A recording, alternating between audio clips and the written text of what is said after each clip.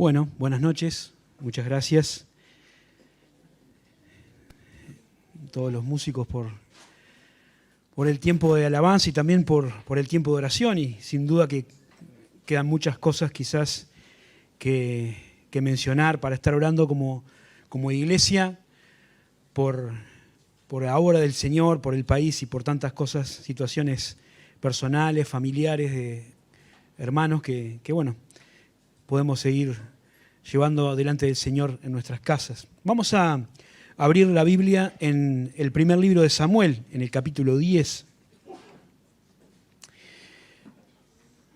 Estamos estudiando algunos miércoles este libro histórico que nos introduce al tiempo de los reyes del pueblo de Israel, ¿no? Entonces, hemos repasado otras veces que el pueblo de Dios no tenía un gobernante, sino que en el tiempo anterior, cuando estaban los jueces, se levantaban caudillos cuando era necesario, pero en realidad el pueblo teóricamente seguía a Dios, que era el que lo había sacado de Egipto, el que lo había llevado por el éxodo hasta la tierra prometida, el que les había ayudado a conquistarla, y en realidad, lamentablemente, el pueblo andaba bastante lejos de Dios. Dice en el libro del Jueces varias veces que cada uno hacía lo que le parecía mejor. Así que en determinado momento ellos empezaron a querer tener un rey como tenían las demás naciones, ¿no? Y a pesar de las advertencias que Dios mandó decir por medio del profeta Samuel, el pueblo persistió en este deseo de tener un rey. Y Dios le concedió su deseo e iba a darles, como dijimos otras veces, a Saúl, que era un rey conforme al corazón del pueblo. Y en la última vez que nos tocó hablar, estuvimos mirando los capítulos 9 y 10, donde se nos presenta un poco la figura de este hombre, Saúl, ¿no? Y vimos ahí cómo a través de una situación cotidiana que se pasó en la casa de Saúl, que se habían extraviado unas asnas, unos burros de su padre, ¿no? Y en la misión de encontrarlos, Saúl se termina encontrando con el profeta Samuel, ¿no? Por una serie de circunstancias ordenadas por la providencia divina, y Samuel recibe de parte de Dios la instrucción de ungir a Saúl porque ese iba a ser el rey de Israel, el primer rey de Israel. Y ese pasaje nos muestra también algunas de las características o de las cualidades que tenía Saúl como persona, ¿no? Como candidato a ocupar el trono. Era una persona que físicamente era destacable, se notaba entre los demás, era más alto que todos en Israel, era alguien que tenía buena presencia, también era alguien obediente y responsable, era una persona que se llevaba bien con la gente, socializaba, tenía buena aceptación de los demás, escuchaba a su criado, aceptaba sugerencias, pero su talón de Aquiles era que era alguien que tenía poco conocimiento de Dios y que no era una persona que tuviera una relación con el Dios de Israel. Aunque lo conocía, aunque aparentemente le seguía, tenía poco contacto. Y hoy, a pesar de esa situación, él es ungido rey. Terminamos el capítulo, la última vez, viendo el versículo 1 del capítulo 10, que cierra un poco la historia de la presentación de Saúl, con ese instante que era como un momento íntimo en el que estaban solamente Samuel y Saúl, y el profeta unge como rey a Saúl. Entonces vamos a leer el capítulo 10 en dos partes, y si nos da el tiempo también quisiera mencionar algunas cosas del capítulo 11, pero vamos a ver. En este pasaje, en los capítulos 10 y 11, vamos a encontrar la confirmación personal a Saúl de que él iba a ser el rey de Israel. Después hay una confirmación ante el pueblo para que todos supieran que Dios había elegido a Saúl como rey. Y en el capítulo 11 está una confirmación para los enemigos del pueblo de Dios de que ahora había un rey en Israel. Así que la primera parte la vamos a encontrar en el capítulo 10, del versículo 1 hasta el 17. Y dice el texto así. Esto sigue prácticamente la historia del final del capítulo 9, pero arranca el capítulo 10 diciendo: tomando entonces Samuel una redoma de aceite, la derramó sobre su cabeza y lo besó. Y le dijo, ¿no te ha ungido Jehová por príncipe sobre su pueblo Israel? Hoy, después de que te hayas apartado de mí, hallarás 2 hombres junto al sepulcro de Raquel en el territorio de Benjamín, en Celsa, los cuales te dirán, las asnas que habías ido a buscar se han hallado, tu padre ha dejado de inquietarse por las asnas y está afligido por vosotros, diciendo, ¿qué haré acerca de mi hijo? Luego que salgas de allí, más adelante, y llegues a la encina de Tabor, te saldrán al encuentro 3 hombres que suben a Dios en Betel, llevando uno 3 cabritos, otro 3 tortas de pan y el tercero una vasija de vino. Los cuales, luego que te hayan saludado, te darán 2 panes, de los que tomarás de mano de ellos. Después de esto llegarás al collado de Dios, donde está la guarnición de los filisteos, y cuando entres allá en la ciudad encontrarás una compañía de profetas que descienden del lugar alto, y delante de ellos salterio, pandero, flauta y arpa, y ellos estarán profetizando. Entonces el Espíritu de Jehová vendrá sobre ti con poder, y profetizarás con ellos, y serás mudado o cambiado en otro hombre. Y cuando te hayan sucedido estas señales, haz lo que te viniera a la mano, porque Dios está contigo. Luego bajarás delante de mí a Gilgal, entonces descenderé yo a ti para ofrecer holocaustos y sacrificar ofrendas de paz. Espera 7 días hasta que yo venga a ti y te enseñe lo que has de hacer. Y aconteció luego que al volver él la espalda para apartarse de Samuel, le mudó Dios su corazón, y todas estas señales acontecieron en aquel día. Y cuando llegaron allá al collado, y aquí la compañía de los profetas que venía a encontrarse con él, y el Espíritu de Dios vino sobre él con poder, y profetizó entre ellos. Y aconteció que cuando todos los que conocían antes vieron que profetizaba con otros profetas, el pueblo le decía el uno al otro, ¿qué le ha sucedido al hijo de Cis? ¿Saúl también entre los profetas? Y alguno de allí respondió diciendo, ¿y quién es el padre de ellos? Y por esta causa se hizo proverbio, también Saúl entre los profetas, y cesó de profetizar. Y llegó al lugar alto, y un tío le dijo a él y a su criado, ¿a dónde fuisteis? Y él respondió, a buscar las asnas, y como vimos que no aparecían, fuimos a Samuel. Y dijo el tío de Saúl, te ruego que me declares, ¿qué os dijo Samuel? Y Saúl respondió a su tío, nos declaró expresamente que las asnas habían sido halladas, mas del asunto del reino de que Samuel le había hablado no le descubrió nada. Vamos a dejar por ahí para mirar algunas cositas en esta parte, ¿no? Todo este tema del reino, como decíamos recién, fue una sorpresa para Saúl, ¿no? Él había salido a buscar unas asnas que se habían perdido y terminó regresando a su casa con la convicción, o por lo menos con el señalamiento de parte del profeta de Dios, que él iba a ser el rey de Israel, ¿no? Ya había sido ungido en esa ceremonia secreta, como les decía recién, pero también se había encontrado con un montón de señales que le iban confirmando de parte de Dios que aquello no era un delirio místico del profeta Samuel, ni era un sueño que había tenido, sino que Dios le estaba mostrando que realmente le había escogido para esta tarea. Y el texto nos señala algunas de las cosas que Samuel dijo que iban a pasar. No eran cosas que podían pasar por casualidad, sino que eran muy concretas, muy específicas y con un montón de detalles, ¿no? Samuel le fue describiendo con quién se iba a encontrar en el camino a su casa, qué iban a estar haciendo, qué cosas iban a llevar, le anticipó diálogos y cuando vemos el texto vemos que fue así como había dicho, ¿no? Se encontró con unos hombres que le dijeron que las asnas se habían encontrado, se encontró con estas personas que iban a un sacrificio y que le compartieron pan para el camino, y después, cuando llegó a un cierto collado, se encontró con un grupo de profetas que también venían de ofrecer ahí un sacrificio, tocando instrumentos, determinados instrumentos que Samuel le había dicho cuáles iban a ser, y de repente dice el texto que el Espíritu de Dios vino sobre Saúl y empezó a profetizar junto con ellos, ¿no? Samuel le había dicho que cuando eso pase, ¿no?, iba a ser la señal de que Dios lo había confirmado como el rey de Israel. Y le había dicho también, ¿no?, que su corazón iba a ser transformado, que se iba a cambiar en otra persona. Obviamente está hablando de un cambio en su ser interior, que Dios iba a operar en su vida.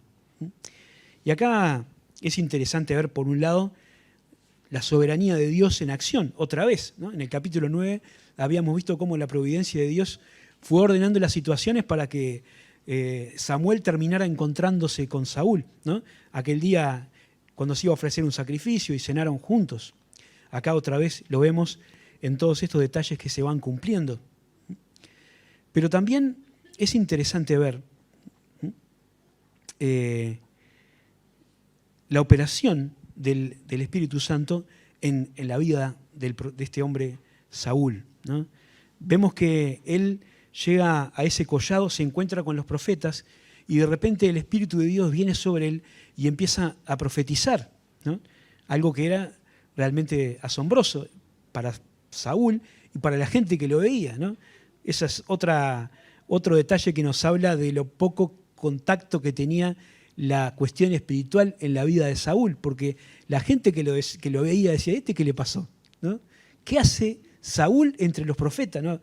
Al punto que se hizo proverbio, es decir, una frase con la que alguien decía cuando encontraba algo que lo sorprendía o lo extrañaba, ¿no? Decía, Saúl entre los profetas, era como una cosa fuera de lugar. Pero ahí estaba él, porque el Espíritu de Dios había venido sobre su vida.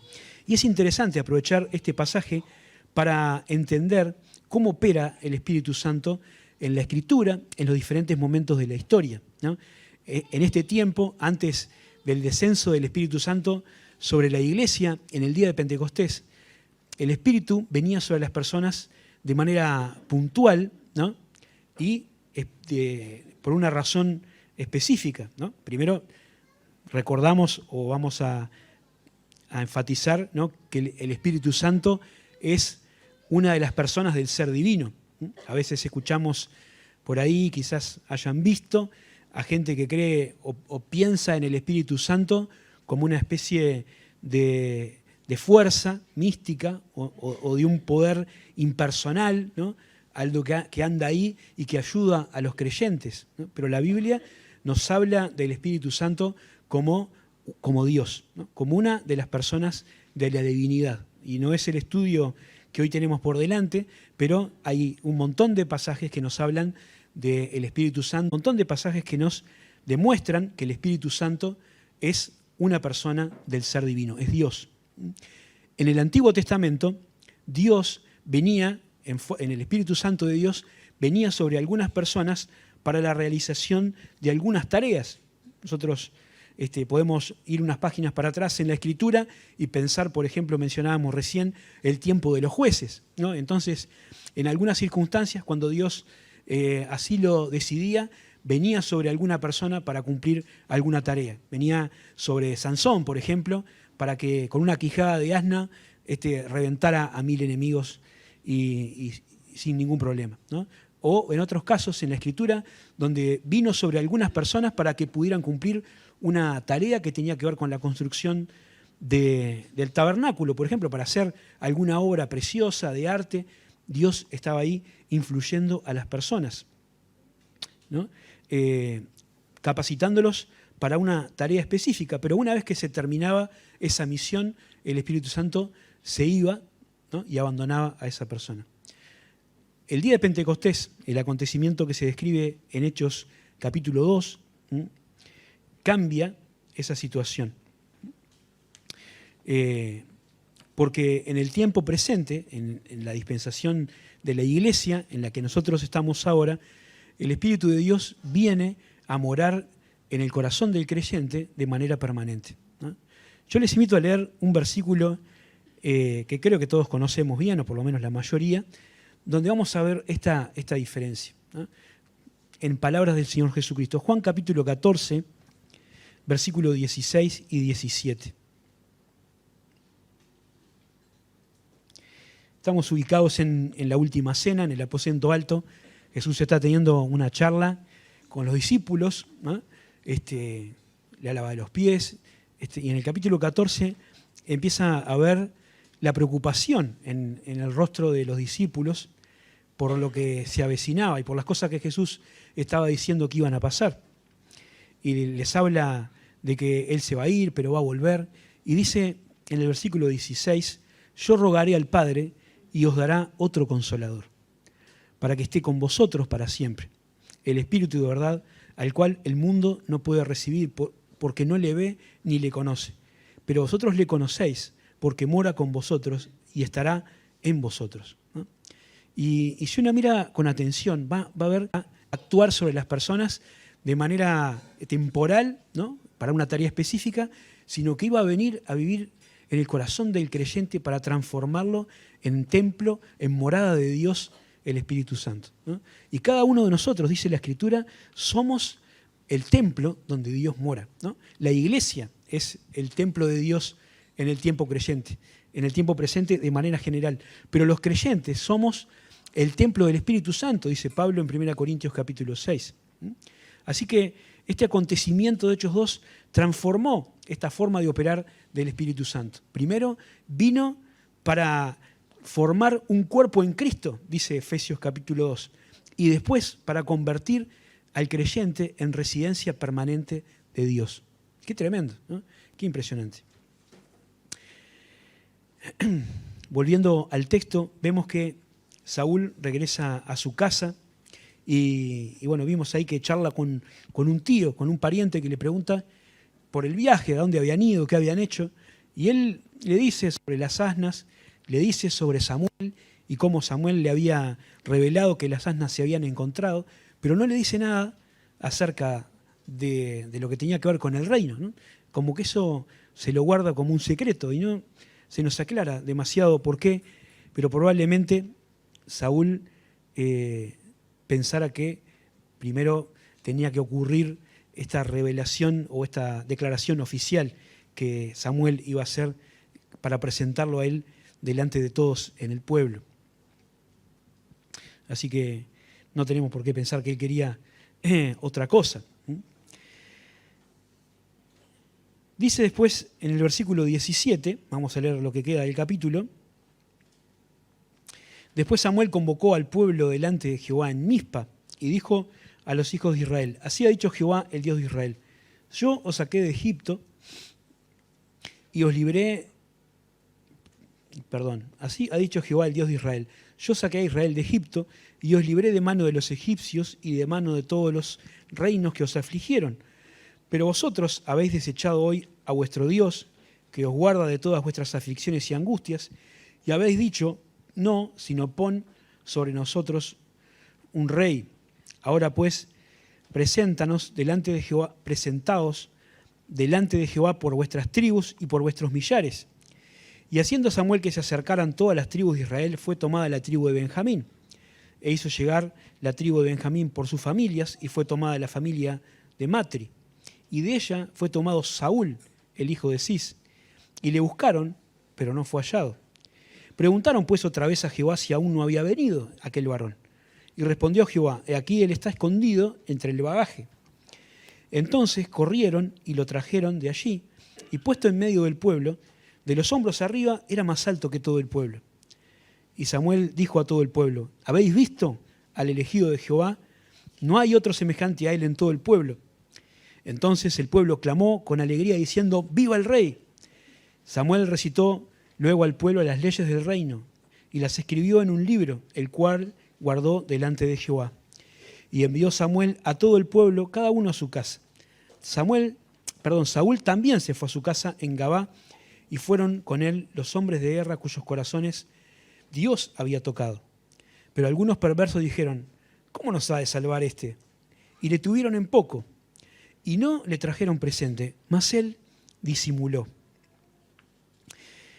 Y esta es la segunda parte del capítulo donde ya vemos la confirmación de la selección de Saúl delante del pueblo, ¿no? En la parte anterior vemos cómo Dios fue confirmando al propio Saúl, que lo había escogido a través de todas estas señales que había visto en el camino y a través de la operación del propio Espíritu Santo sobre la vida de Saúl.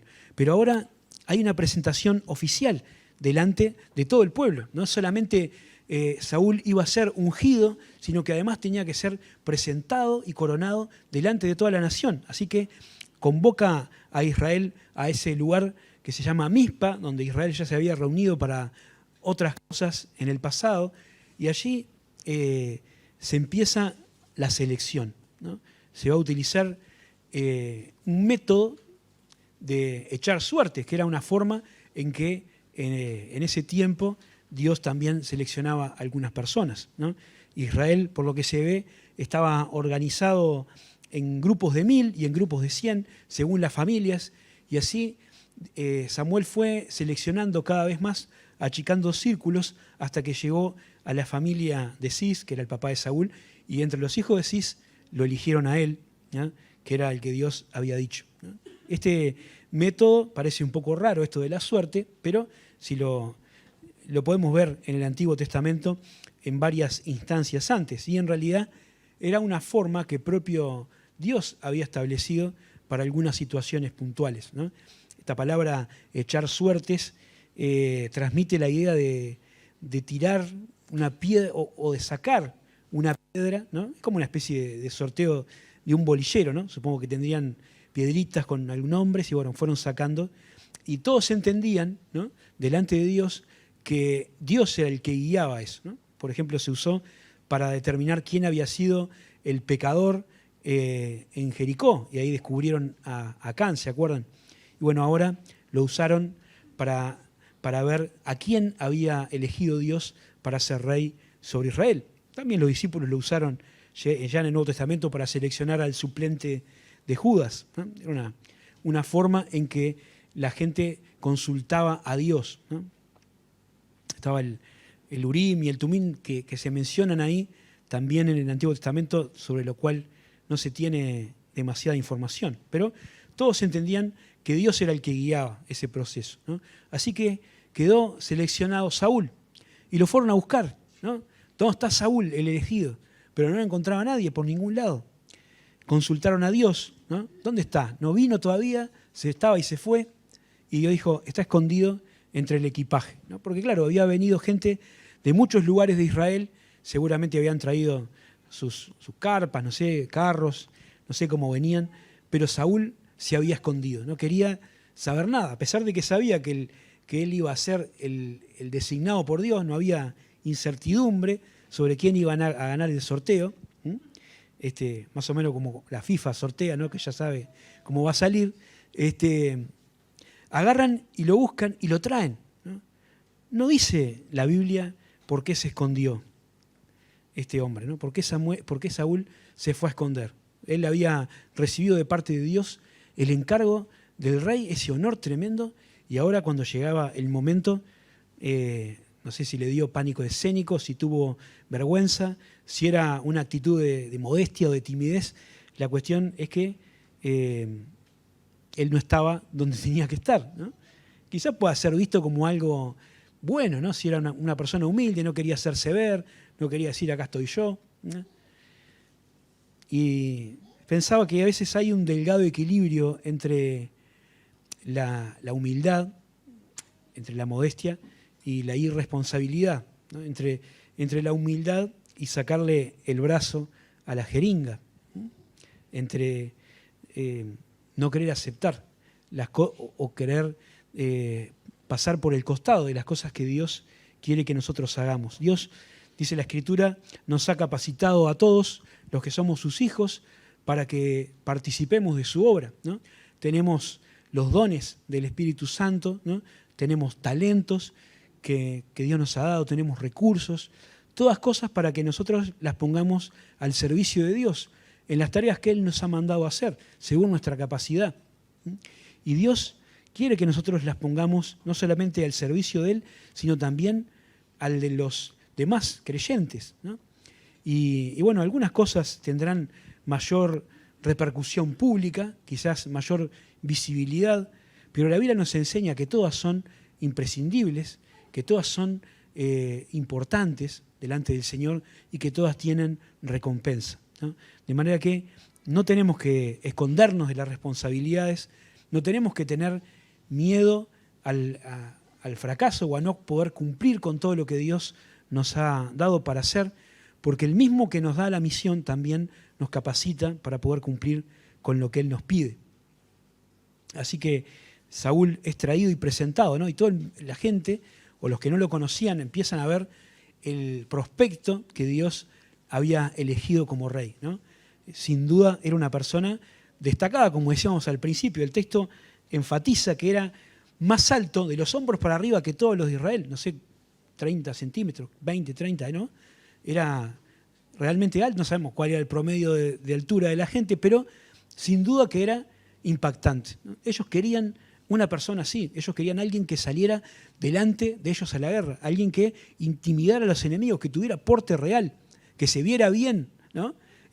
Cuando los enemigos lo vieran en el combate.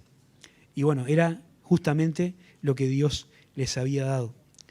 Así que bueno, todos quedan contentos, aclaman al rey, viva el rey, y bueno, el pueblo le escucha la lectura de un libro, de algo, unas leyes que Samuel había redactado, ¿no? Seguramente que tenían que ver con cómo se iba a organizar la nación, ahora que pasaban a esta nueva forma de gobierno, y lo guarda delante de Dios. Y para ir terminando con esta parte, hay dos clases de personas ahí. No sé si vieron el versículo 11, perdón, el versículo 26 y el versículo 27, ¿no? Dice que la gente, después de aclamar, bueno, el pueblo se fue a su casa, terminó la reunión, y Dios tocó el corazón de algunas personas para que se fueran con Saúl, ¿no? Dice que eran personas valientes, ¿no? Hombres de guerra cuyos corazones Dios había tocado, ¿no? Eran personas que estaban capacitadas para la lucha, que eran valerosos, que eran esforzados, y que Dios había tocado su corazón para que apoyaran a este hombre que Dios había seleccionado como rey. Y es importante, porque Dios no lo mandó a Saúl a reinar y lo dejó ahí con un escarbadiente, ¿no? Las condiciones que tenía Saúl al comienzo de su reinado eran buenos. Él tenía el apoyo, primero, que había sido elegido por Dios. Segundo, tenía el apoyo del profeta Samuel. Tenía la aclamación del pueblo. Ahora tenía un conjunto de hombres, una guardia de soldados valientes, leales, que iban a ir con él. Y sin duda eran condiciones buenas para poder comenzar a reinar. Lo digo porque nosotros conocemos la historia de Saúl y sabemos que al final él se apartó de Dios. Pero Saúl no fue elegido para fracasar, ¿no? Él tuvo las condiciones para poder ser un buen rey, pero después lo malogró, porque sus prioridades, porque sus decisiones lo fueron llevando por un camino que lo condujeron a ser rechazado por Dios, ¿sí? Y desechado para sustituir por otra persona. Ahora, también hay otros hombres, ¿no? Estaban los valientes que se fueron con él, pero había otros ahí. Y el capítulo termina con una nota triste, pero está escrito así. Dice que algunos perversos dijeron, ¿cómo nos va a salvar este? ¿Eh?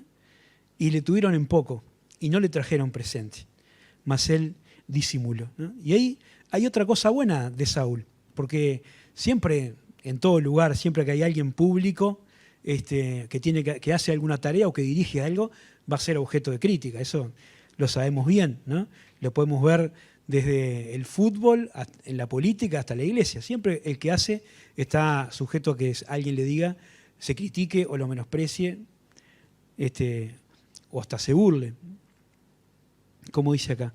Sin embargo, qué interesante y qué madura la actitud de Saúl, ¿no? Escuchó lo que decían, pero dice que se hizo el oso, ¿no? Disimuló, no dijo nada, los dejó tranquilos y lo pasó por alto. Y la Escritura nos dice que esa es una actitud de un hombre sabio, ¿no?